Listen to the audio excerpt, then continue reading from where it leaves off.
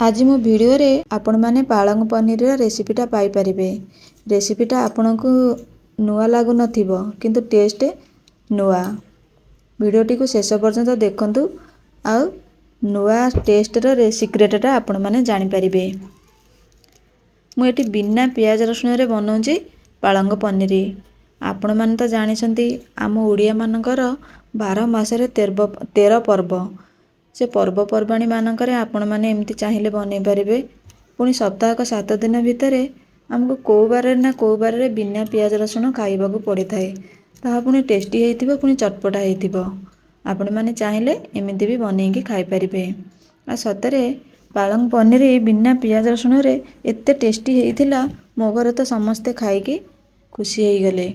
मो वीडियो रे तो आपण माने जानिसंती मु सब बेले चेष्टा करि थाए कि केमती कम तेल मसला रे हेल्दी जिनस आपण मानक पई आनिम बोली। मोर पालंग साग को मु सांगे सांगे ताको अल्प टिके फुटेकी सांगे सांगे ठंडा पानी रे पकेई देइतिली। मु किछि आलमंड को ता सहित मध्ये सिझेई देइतिली। ता चोपाटा मते बाहर करिवार अछि। मोटी मसला रे नै जाईची काजू, कंचा लंका आ आलमंड, छोट खंडे अदा। पनीर को मुझे हल्का भाजी दउची। आपण माने चाहिए ताकू कंचा पानी रे गरम पानी रे पकेईकी ताकू नै परिबे। काहेकि ना मो घरे खाइबा को भल पांतिनी कंचा पनीर सेति पई मु टिके हल्का भाजी दउची। मोर ठंडा हे गलानी पालंग। अल्प किछि धनिया पत्र देई मु ताकू गोटे चिकण रे गोटे पेस्ट कर दउची। मते ए कलर आनिबार अछि ना आपण माने पालंग साग को जदि गरम गरम ताकू ग्राइंडिंग करिवे कि बेसी ताकू सिझेई देबे से कलरटा रहिबोनी। ग्रीन ग्रीन कलर रहिले तरकारीटा टिके देखिबाकू भल लागिबो।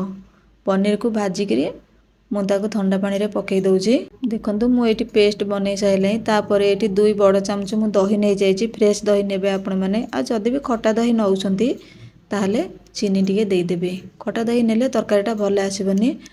सब हाफ हाफ चामच मु एटी गरम मसला, धनिया गुंड, जीरा गुंड मु देइकरी गोळै दउची। मु एटी हळदी गुंड दउनी कि लंका गुंड दउनी। सेति पई मु मसला रे बाटी देइतिली कंचा लंका। हळदी गुंड देले लंका गुंड देले तरकारीटा हमर कलर खराब कर दो बोली सेति पई मु दउनी। एटी मु सांगे सांगे से दही की पकेई दउची। दही रु तेल छाड़िबा पर्यंत मु ताकू भाजीबी। तापरे मोर सांगे सांगे मु पकेई दउची ग्रेवीटा। आपण माने जदि अधिक ग्रेवी चाहुचंती ताहले एई समय रे बेसनटा पकेई परिबे। जो समय रे मु दही पकेइली मोर एतिकी ग्रेवी रे हेइ जिवो। मु सेति पई मु बेसन दउनी। आपणकर जदि अधिका ग्रेवी चाहुचंती ताहले बेसन मध्ये देई परिबे। लास्ट रे मु टिके दे दउची कसुरी मेथी। आपण मानको जदि मो रेसिपीटा भल लागि थाए ताले लाइक करिवे, सब्सक्राइब करिवे। एमिदिका नुआ नुआ रेसिपी रे नोटिफिकेशन पाइबा पई बा हेल्दी हेल्दी रेसिपी पाइबा पई। पनीर मु पकेई दउची। मोर मसलाटा कसिया हेइ गलानी। मु पनीर पकेई दउची। सतरे मो घरे तो खाइकी समस्त खुशी हेइ गले। आपण माने निहाती थरे ट्राई करंतु। हेइ गला मु ताकू अल्प समय पर्यंत फुटिबा पई छाडी देबी। तापरे लास्ट रे मु तेजपत्रटा को काढी दउची। तेजपत्ररा आ किछि आवश्यक नै। तरकारी मोर हेइ गलानी।